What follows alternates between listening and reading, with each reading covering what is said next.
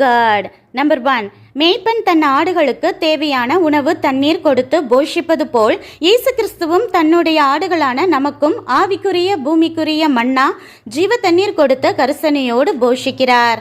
Number 2, ஆடுகள் பின்தொடர தன் குரலை சத்தத்தை மாற்றி வழிகாட்டி அழைத்து செல்லும் மேய்ப்பனை போல ஆடுகளான நாமும் அவர் சத்தத்தை கேட்டு கரெக்டான பாதையை நடக்க வழிகாட்டியாக இயேசுவும் முன் செல்கிறார். நம்பர் 3, வாசல் வழியாக மட்டுமே ஆட்டு தொழுவத்துக்குள் நுழையும் ஆடுகளைப் போல இயேசு கிறிஸ்து என்ற வாசல் வழியாக மட்டுமே நாம் பரலோகம் நுழைய முடியும்.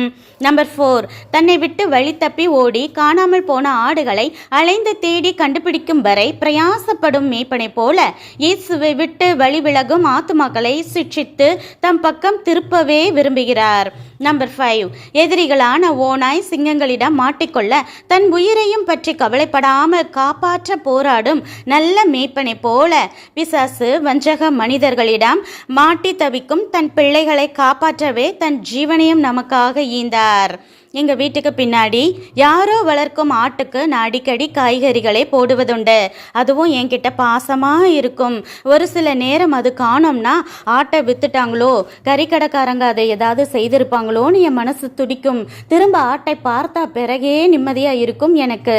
டெம்பரவரி மேய்ப்பன் எனக்கே இவ்வளவு அந்த ஆட்டின் மேல் அக்கறை இருந்தால் ஏசப்பாக்கு நம்ம மேலே எவ்வளோ அக்கறை இருக்கும்.